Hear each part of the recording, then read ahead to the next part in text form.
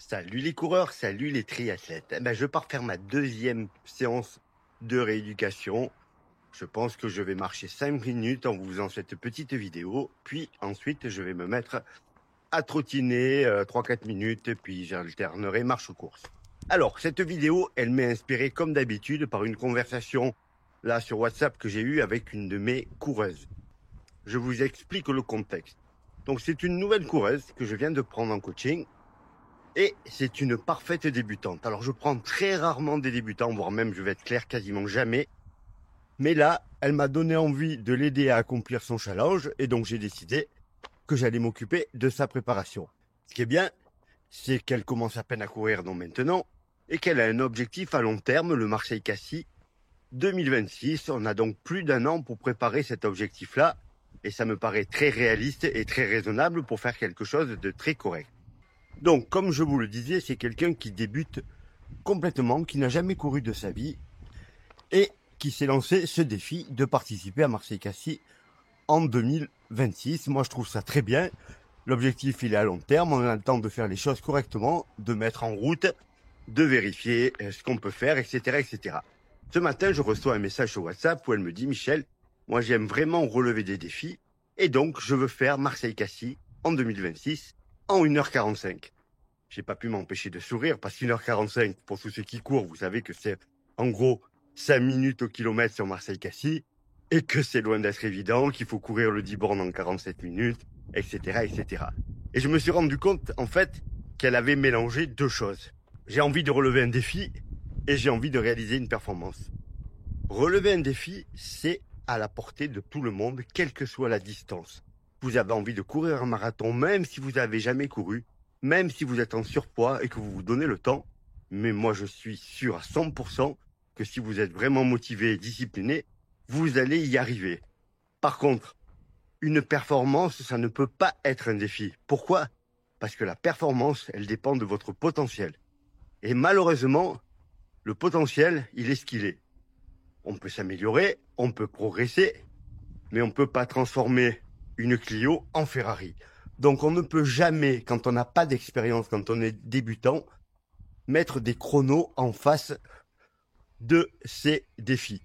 Il faut juste se dire, et c'est ce que je lui ai écrit, je vais faire de mon mieux, je vais me préparer du mieux possible pour réaliser la meilleure performance possible pour moi à Marseille-Cassis 2026.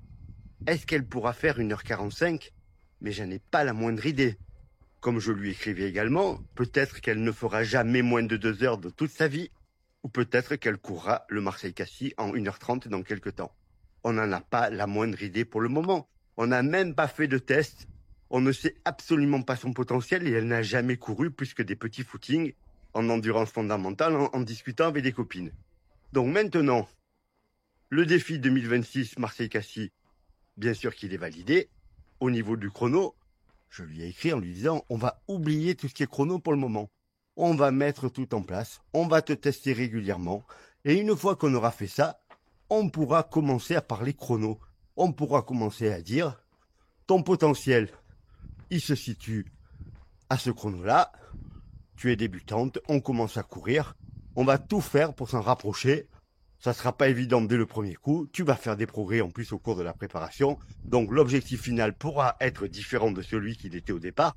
Mais en aucun cas, on peut partir en regardant un chrono et en se disant, voilà, mon défi, c'est ça. Donc ça ne marche pas. Ça ne marche pas dans le positif ou dans le négatif. Parce qu'on peut faire beaucoup mieux que ce qui était prévu et beaucoup moins bien. Moi, j'ai récupéré au fil des années des gens qui me demandaient de faire des chronos et qui en ont fait d'autres nettement meilleurs. Je me rappelle encore d'un coureur à l'époque où je travaillais beaucoup en local qui me contacte et qui me dit voilà, je suis pompier, j'aimerais faire un marathon, j'ai mes potes de la caserne qui font un marathon, je voudrais faire un marathon, j'aimerais bien, ils font 3h30, mon rêve c'est de faire 3h30. Pas de problème, salut Benoît si tu regardes cette vidéo, on sait jamais. Donc je commence à le préparer, on fait des plans d'entraînement, et puis comme à l'époque je travaillais localement, un jour je lui dis écoute Benoît, ça serait bien qu'on fasse une petite séance ensemble, comme ça je te vois courir.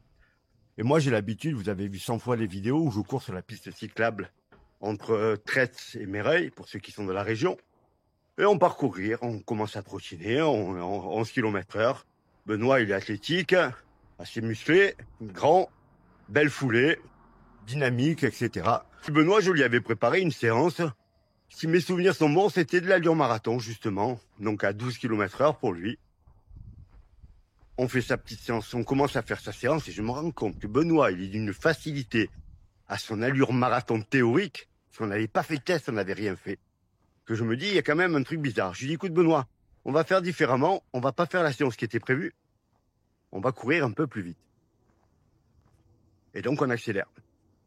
Je vais vous passer tout ça, mais on s'est retrouvé à plus de 15 à l'heure sur de l'allure marathon. Moi, à l'époque, ce jour-là, j'étais pas en grande forme. Benoît, j'étais obligé de le laisser partir à un moment donné. Parce que Benoît, il était très fort. Benoît, il a très vite couru le semi-marathon à 1h21, pour ceux qui ont une idée, pour vous donner une idée de son niveau, alors que lui, il cherchait à faire 3h30 au marathon. Alors Benoît, il a jamais réussi à faire moins de 3h au marathon, par contre, parce qu'il s'est cassé les dents à chaque fois. Mais pas loin, hein, 3-1, 3-2, voilà. Parce qu'il était très lourd, et comme on le sait, tous les gens lourds ont vraiment du mal à convertir. Mais sinon, voilà, Benoît, il avait envie de faire 3h30, et son potentiel, il était à 2h50. Ça pour vous dire que vraiment, quand vous commencez à courir, si vous êtes débutant et que vous regardez cette vidéo, ne vous fixez jamais d'objectif chronométrique. Ce n'est pas le but. Dites-vous, je vais faire ça. Prenez une date assez éloignée. Mettez en place, ou tout seul, ou avec votre coach, un plan d'entraînement avec le nombre de séances que vous pouvez faire réellement dans la semaine. Sur du long terme, partez pas comme un malade en vous disant, je vais faire 6 séances par semaine. Non, si vous commencez à courir, vous faites 3, puis vous allez faire 4 derrière. Et petit à petit, vous allez devenir un coureur. Ensuite, vous allez pouvoir faire des tests. Et les tests, c'est un petit peu comme si vous ouvriez le capot de votre voiture, que vous regardez le moteur, en vous disant, waouh, j'ai tout ça comme chevaux. Ben oui, des fois, vous avez tout ça comme chevaux, et ça vous permet d'envisager de belles performances. Mais des fois, vous avez un petit moteur. Mais c'est pas grave, vous allez faire de votre mieux. En sport d'endurance, en course à pied notamment, le seul truc qui compte, c'est de faire de votre mieux, d'optimiser votre potentiel. Voilà, n'allez pas chercher plus loin que ça. C'est quoi mon potentiel? Je vais tout faire pour améliorer un peu mon potentiel, mais je ne serai jamais champion olympique si j'ai pas le moteur pour être champion olympique. Et une fois que vous connaissez votre potentiel, vous mettez tout en œuvre pour optimiser vos performances en course. Voilà les coureurs, voilà les triathlètes. Si vous avez regardé cette vidéo jusqu'au bout, merci de mettre en commentaire potentiel. Et on se retrouve très vite pour une prochaine vidéo. Likez, abonnez-vous et partagez.